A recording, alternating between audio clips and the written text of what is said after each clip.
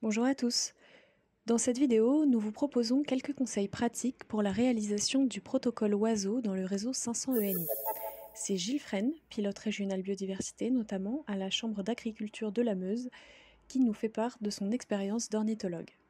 Concrètement, se déplacer sur une parcelle par un temps avec soit du vent à plus de 30 km/h, soit de la pluie, ça sert quasiment à rien puisque malheureusement, on va avoir beaucoup d'espèces qu'on n'entendra pas. Deuxième chose, quand on est dans un temps mitigé qui change tout le temps et qu'on a fait un premier protocole de 10 minutes, mais qui s'est passé avec quelques rafales de vent, du bruit ou un brin de pluie, mieux vaut refaire une deuxième fois le protocole si une brèche de temps se lève, un rayon de soleil, une accalmie de 10 minutes. On va avoir beaucoup plus d'oiseaux qu'en se contenant au premier passage qui aurait été perturbé par la météo.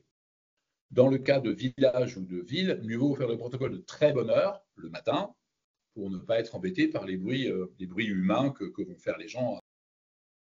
Si on a le choix du côté de la parcelle, prenez celui qui est le plus éloigné d'endroits bruyants.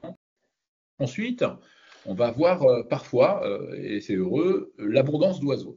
Typiquement, si je prends une bonne parcelle d'orge de printemps ou de céréales à paille en général, dans lequel j'ai un couvert assez bas, je vais avoir un nombre d'alouettes des champs, souvent, qui peut être élevé.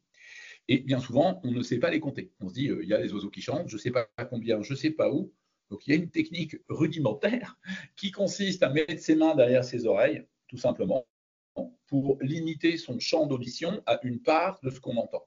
Et à chaque fois, on s'oriente de manière différenciée, on va pouvoir distinguer un nombre d'oiseaux qui, sinon, ne sera pas distinguable. On ne saura pas s'il y a 5 ou 10 alouettes, et on peut se tromper à ce niveau-là, du simple au double.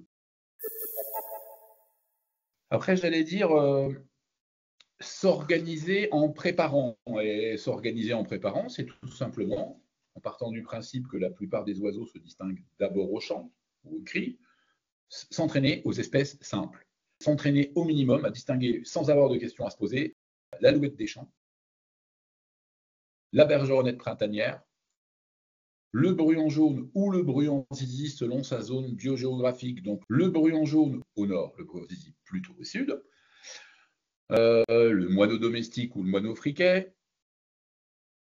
un pouillot véloce, une fauvette à tête noire, un pinson des arbres, un étourneau sans sonnet, un merle noir, les tourterelles, turques ou des bois. Pour apprendre à reconnaître les oiseaux, rien de tel que de commencer en janvier, lorsque les jours s'allongent et qu'il y a très peu d'oiseaux, de continuer au fur et à mesure du printemps jusqu'au début de l'été. Mais en janvier, tu vas choper la mésange charbonnière, dès janvier, le merle noir. Dès février, tu vas commencer à avoir les bruants qui vont commencer à chanter. Tu vas avoir les pinsons, les premiers chants de pinsons. Et puis mars, ça va se développer d'autant plus. Fin mars, même mi-mars, tu as l'arrivée des premiers migrateurs euh, comme le pouillot véloce, comme les fauvettes à tête noire qui vont arriver courant et fin mars. Et puis les hirondelles. Et puis au fur et à mesure, bah, tu vas choper tout avec un optimum qui est mi-mai. Selon, et bien sûr, les zones biogéographiques. Ce que je dis, c'est valable dans la moitié nord de la France. Si j'intervenais dans la plaine de la Crau et que je cherche des alouettes, j'irais au 15 mars. Tu as quelques migrateurs qui vont arriver que jusqu'à mi-mai, mais globalement, les oiseaux sont arrivés 15 jours à un mois plus tôt entre Marseille et Lille. Et après, tu peux distinguer les chants d'oiseaux ou les apprendre en fonction du milieu dans lequel tu vas observer et de se dire, je m'entraîne, ma parcelle, ce n'est que des grandes cultures, donc je vais chercher les chants des oiseaux des champs. Si par contre je suis en milieu bocagé, il faut absolument intégrer ça. Dès lors qu'il y aura des buissons, des haies, des arbres, on va tout de suite attraper un pinson, un verdier, une fauvette à tête noire, un pouillot véloce, un bruant. Pour terminer, quelques ressources utiles.